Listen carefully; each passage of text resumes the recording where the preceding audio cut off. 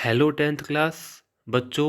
आपकी क्लास में कुछ बच्चे हिंदी मीडियम के हैं जो कि साइंस में हिंदी मीडियम लिया हुआ है।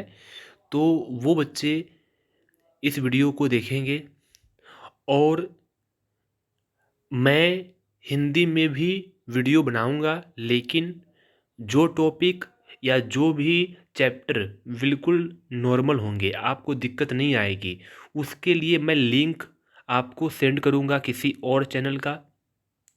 वहाँ से कोई दिक्कत होती है तो प्लीज़ मुझसे आप खुल के बोलेंगे और मैं आपको फिर अपने द्वारा उन टॉपिक को समझाऊंगा।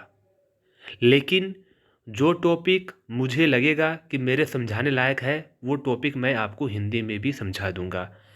दूसरी बात बच्चे, यदि आपको नोट्स चाहिए तो नोट्स का भी मैंने प्रबंध कर लिया है। नोट्स मैंने नेट से डाउनलोड कर लिया है और वो नोट्स काफ़ी एनसीईआरटी की ही लैंग्वेज है जो कि आपके लिए बेहतर होगी।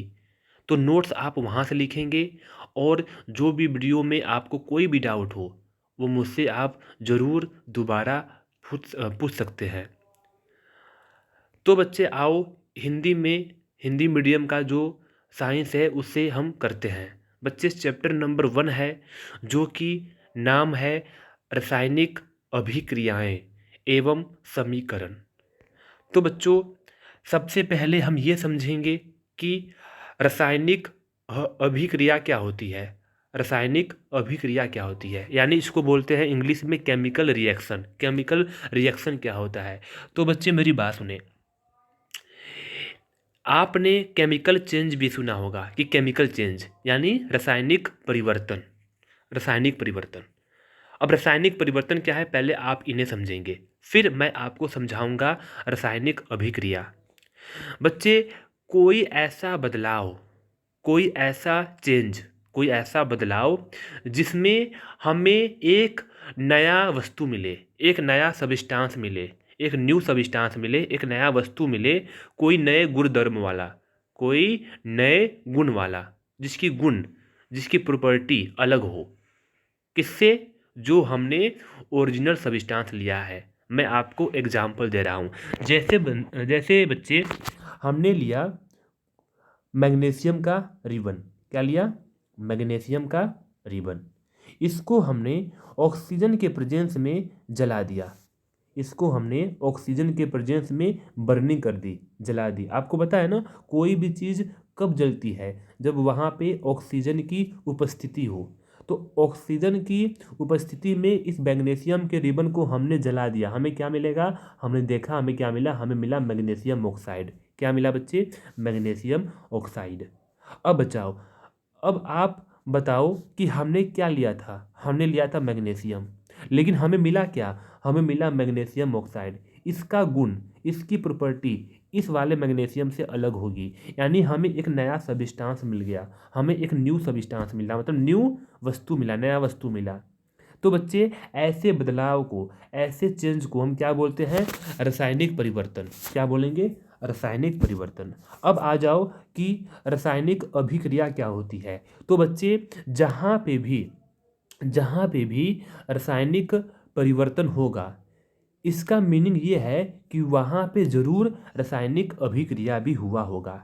यानी रासायनिक अभिक्रिया तभी पॉसिबल है, रासायनिक अभिक्रिया कह लो चाहे रासायनिक परिवर्तन कर लो बच्चे, रासायनिक परिवर्तन तभी पॉसिबल है, तभी संभव है जब रासायनिक अभिक्रिया हुई होगी। या इसको आप ऐसे भी बोल सकते हैं कि रासायनिक अभिक्रिया होगी, रासायनिक अभिक्रिया होगी तो रासायनिक परिवर्तन भी होगा ही होगा। मेरी बात समझे? यानी कोई भी केमिकल चेंज तभी होता है जब वहाँ पे कोई केमिकल रिएक्शन होता है, यानी पहले हुआ होगा। पहले पहले क्या होगा? सबसे पहले होगा केमिकल रिएक्शन यानी रासायनिक अभिक्रिया। फिर क्या होगा? फिर बच्चे होगा केमिकल चेंज। तो यही बात मैंने देखो यहाँ पे एनसीईआरटी में लिखा हुआ है कि जब कोई रासायनिक परिवर्तन होता है तो हम कह सकते हैं कि एक रासायनिक अभिक्रिया हुई है, यानी वहाँ पे एक केमिकल रिएक्शन हुआ है, तब जाके कोई केमिकल चेंज हमें दिखेगा। अब बच्चे ये तो हमने समझ लिया कि केमिकल रिएक्शन क्या होता है, यानी रासायनिक अभिक्रिया क्या होता है। अब हम ये समझेंगे कि रासायनिक अभिक्रिया के दौरान रासायनिक अभिक्रिया के दौरान कौन कौन से परिवर्तन हमें दिखते हैं, हमें कौन कौन से परिवर्तन दिखते हैं। तो बच्चे ये देखो, ये परिवर्तन हमें दिखेंगे। कौन कौन से परिवर्तन? अवस्था में परिवर्तन। अवस्था मतलब उसकी स्टेट में परिवर्तन, यानी गैस, लिक्विड, सॉलिड, क्या परिवर्तन हो रहा है वो हमें दिखेगा। दूसरा परिवर्तन क्या दिखेगा बच्चे? दूसरा परिवर्तन दिखेगा रंग में परिवर्तन, रंग में परिवर्तन। तीसरा क्या है बच्चे? तीसरा है गैस का निकास या गैस का उत्सर्जन, यानी गैस का निकलना, गैस का निकलना। और बच्चे लास्ट पॉइंट क्या है? तापमान में परिवर्तन। जिस जिस पॉइंट को मैं पढ़ रहा हूँ एनसीईआरटी की बुक से, उस पॉइंट को आप पेंसिल से लाइन लगाते रहना।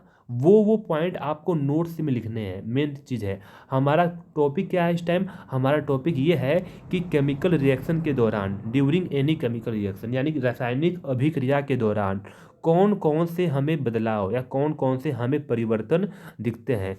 तो ये लिखा गया कि जो भी यहाँ पे बच्चे आपको ये दिख रहा है चारों परिवर्तन, ये हमें रासायनिक अभिक्रिया के दौरान मतलब दिखेगा। तो यही भी बात लिखी हुई, इन चारों में से कोई एक, इन चारों में से कोई एक या दो या चारों, कुछ भी हो सकता है। ठीक है, तो बच्चे लिखा हुआ है, यदि हम अपने आसपास हो रहे परिवर्तनों को देखें तो पाएंगे कि हमारे चारों ओर विविध प्रकार का रासायनिक अभिक्रियाएं हो रही हैं।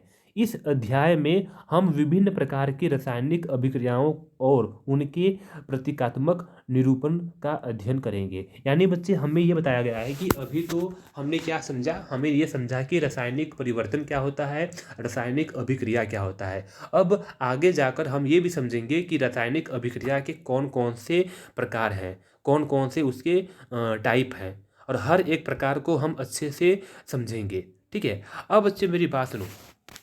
अब अगला हमारा टॉपिक है रासायनिक समीकरण, कि रासायनिक समीकरण क्या होता है। तो मेरी बात बच्चे यहाँ से समझे, हम केमिकल रिएक्शन यानी किसी भी रासायनिक अभिक्रिया को कैसे लिखेंगे उसके बारे में थोड़ा मैं आपको एक एग्जाम्पल देके समझाऊंगा। जैसे बच्चे मैं आपसे बोल रहा हूँ कि हमने मैग्नीशियम का रिबन लिया। क्या लिया? मैग्नीशियम का रिबन लिया। उसको हमने जला दिया, किसके प्रेजेंस में? ऑक्सीजन के प्रेजेंस में। तो बच्चे वहाँ से क्या होगा? वहाँ से हमें क्या मिलेगा? हमें वहाँ से मैग्नीशियम ऑक्साइड मिलेगा। ठीक है, इस बात को आपको लिखना हो, किसी ने बोल दिया कि इसी बात को आप लिखो। किस बात को? इस रिएक्शन को, इस केमिकल रिएक्शन को आप लिखो। तो आप बच्चे केमिकल रिएक्शन को यानी रासायनिक अभिक्रिया को कैसे लिख सकते हैं?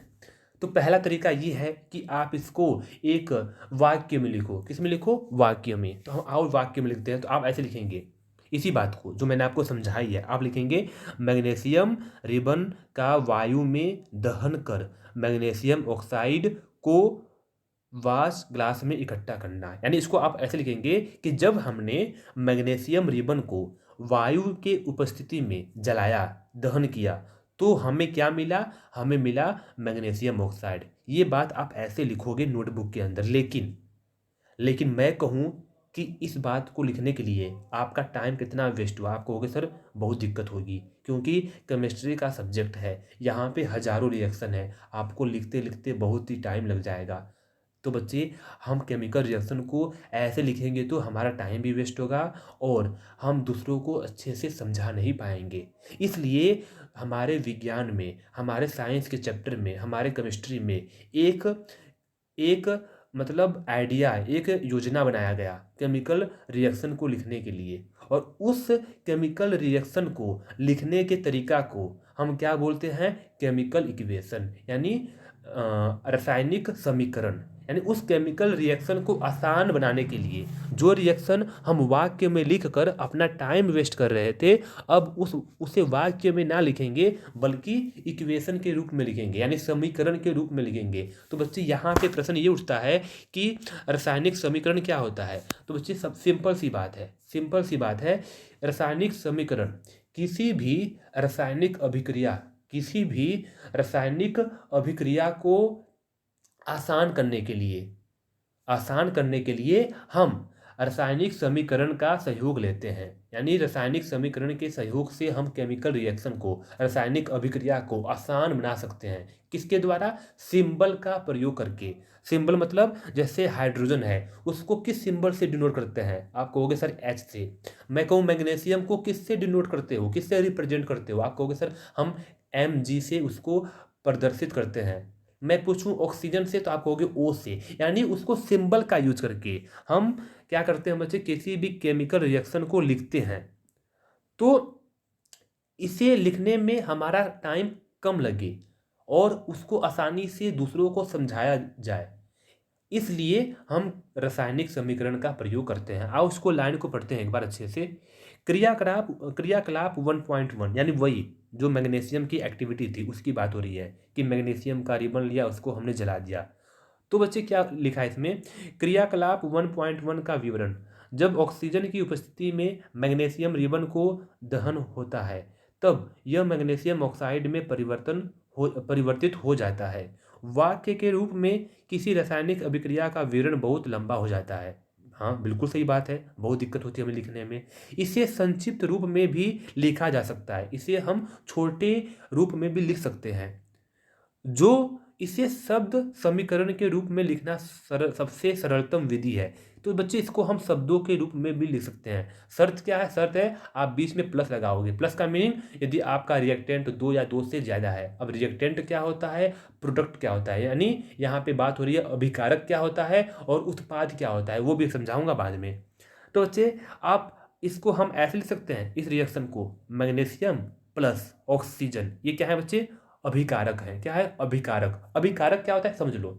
यानी रिएक्शन के पहले जो जो सबस्टांस, जो जो मटेरियल रिएक्शन में पार्टिसिपेट करेगा, रिएक्शन का मीनिंग हो रहा है अभिक्रिया, जो भी अभिक्रिया के पहले जो वस्तु या जो सबस्टांस अभिक्रिया के पहले पार्टिसिपेट करता है उसे क्या बोलेंगे? उसे बोलेंगे हम अभिकारक। तो बच्चे जो अभिकारक है उसको हम इसके जैसा लिख सकते हैं, मैग्नीशियम प्लस ऑक्सीजन। ये हमें क्या देगा? ये हमें देगा मैग्नीशियम ऑक्साइड, जिसे बोलते हैं उत्पाद। उत्पाद का मीनिंग केमिकल रिएक्शन होने के बाद आपको क्या मिला, यानी कोई भी रासायनिक अभिक्रिया होने के बाद आपको कौन सा प्रोडक्ट मिला, किसकी उत्पत्ति हुई, उसे बोलते हैं उत्पाद। तो यहाँ पे उत्पाद क्या है? जो एरो के, जो तीर के निशान के राइट हैंड साइड होगा उसे बोलेंगे उत्पाद, और जो तीर के लेफ्ट हैंड साइड होगा उसे बोलेंगे अभिकारक। इसको इंग्लिश में कहते हैं, उत्पाद को इंग्लिश में कहते हैं प्रोडक्ट, और अभिकारक को इंग्लिश में कहते हैं रिएक्टेंट। तो बच्चे अब इस बात को हम और भी आसान कर सकते हैं। हालांकि केमिकल इक्वेशन का यूज हो गया, लेकिन हम केमिकल इक्वेशन में सिंबल का भी यूज करते हैं। सिंबल का मीनिंग उसको कैसे रिप्रेजेंट किया जाए, कैसे प्रदर्शित किया जाए, उसका भी हम यूज कर सकते हैं, जो कि हमें और भी आसान कर देगा। इससे भी आसान भाषा में हम इसको लिख सकते हैं। तो बच्चे लिखा हुआ नीचे, अभिक्रिया 1.1 में मैग्नीशियम तथा ऑक्सीजन ऐसे पदार्थ हैं जिनमें रासायनिक परिवर्तन होता है, इन्हें अभिकारक कहते हैं। तो बच्चे क्या कहते हैं? इन्हें अभिकारक, यानी जो पहले ओरिजिनल था लेकिन बाद में चेंज हो गया। रिएक्शन के पहले इसको बोलेंगे अभिकारक, और रिएक्शन के बाद जो हमें नया सबस्टांस मिलेगा, नया वस्तु मिलेगा, उसे बोलेंगे उत्पाद। इसे इन्हें अभिकारक कहते हैं। ठीक है, हमने समझ लिया। इस अभिक्रिया में एक नए पदार्थ मैग्नीशियम ऑक्साइड का निर्माण होता है, इसे उत्पाद कहते हैं। क्या कहते हैं बच्चे? उत्पाद कहते हैं। ठीक है, ये तो मैंने आपको बता दिया। अब सुनो बच्चे, अब बात ये है कि ये तो हमारा क्या है? रासायनिक समीकरण। तो जब इसको हम सिंबल क्या यूज करेंगे तो कैसे लिखेंगे? मैग्नीशियम फॉर Mg, ऑक्सीजन को करते हैं बच्चे O2 से, और मैग्नीशियम ऑक्साइड को कहते हैं मैग्नीशियम ऑक्साइड MgO। कैसे बच्चे? MgO। रुको दोबारा लिखता हूँ ताकि ठीक से आप उसमें Mg प्लस O2, इसको लिखते हैं MgO। ठीक है बच्चे, अब सुनो, ये क्या है? हमारा केमिकल रिएक्शन है। किस फॉर्म में? सिंबल की फॉर्म में, सिंबल के रूप में, यानी सिंबल का हमने यूज किया यहाँ पे, इसको रिप्रेजेंट किया है। तो इसे क्या बोलेंगे? Chemical equation. क्या बोलेंगे बच्चे? Chemical equation. अब सवाल ये उठता है, क्या केमिकल इक्वेशन का मीनिंग क्या है? रासायनिक समीकरण। क्या रासायनिक समीकरण के लेफ्ट हैंड साइड यानी बाईं ओर और राइट हैंड साइड यानी दाईं ओर, क्या हर एक एलिमेंट के एटम सेम है, वो आपको देखना है। यानी इनका भार सेम है, वजन सेम है, मास। तो बच्चे पहली बात तो ये, हम किसी भी केमिकल इक्वेशन को बैलेंस करते हैं, यानी किसी भी रासायनिक समीकरण को क्या करते हैं, बैलेंस करते हैं। बैलेंस क्यों करते हैं, अब इसका भी कारण है। बैलेंस करने के पीछे कारण है law of conservation of mass, जो कि बच्चे आपने चैप्टर नंबर 3 में पढ़ा हुआ है, 9th क्लास में। किस क्लास में बच्चे, 9th क्लास में। अब मेरी बात सुने आप, हम किसी भी केमिकल इक्वेशन को क्यों बैलेंस करते हैं। बैलेंस का मतलब बच्चे होता है संतुलित करना। क्या करना, संतुलित करना। क्यों करते हैं वो समझते हैं पहले। तो बच्चे ये मैंने आपको इंग्लिश में बोला था, law of conservation of mass. इसको हिंदी में क्या क्या कहते हैं मैं आपको समझा रहा हूँ। इसको कहते हैं हिंदी में द्रव्यमान के संरक्षण का नियम। आपको याद होगा 9th क्लास में आपने chapter number 3 atoms and molecules के चैप्टर में इसको पढ़ा है। ठीक है बच्चे, कि द्रव्यमान के संरक्षण का नियम क्या होता है। द्रव्यमान ना ही निर्माण होता है और ना ही इसे हम खत्म कर सकते हैं, ना ही विनाश कर सकते हैं। अर्थात किसी भी रासायनिक अभिक्रिया के उत्पाद तत्वों का कुल द्रव्यमान अभिकारक तत्वों के कुल द्रव्यमान के बराबर होता है। यानी बच्चे कहने का मतलब ये है कि जैसे मान लो हमारा जो अभिकारक है, यानी जो एरो के तीर के बाईं हो रहा है, उसका पूरा का पूरा मास, इसका पूरा का पूरा मास, वजन, भार, प्रोडक्ट के भार के इक्वल होना चाहिए। ये क्या है, हमारा उत्पाद है। इसको हम एक वाक्य में ऐसे भी कह सकते हैं, दूसरे शब्दों में इसको ऐसे भी बोल सकते हैं कि रासायनिक अभिक्रिया के पहले एवं उसके पश्चात प्रत्येक तत्व के परमाणुओं की संख्या समान रहती है। परमाणु मतलब एटम की संख्या समान रहती है। आप देखो लेफ्ट हैंड साइड देखो, मैग्नीशियम के कितने एटम है, आप कहोगे सर सिंगल एटम है, 1 एटम है। इस साइड कितने एटम है, सर इस साइड भी कितने एटम है, 1 एटम है, यानी एक परमाणु है। कितने बच्चे, एक परमाणु है। रुको मैं इसको अच्छे से लिखता हूँ ताकि बच्चों को डाउट ना हो। इन सबको मिटा देता हूँ मैं। देखो Mg+O2।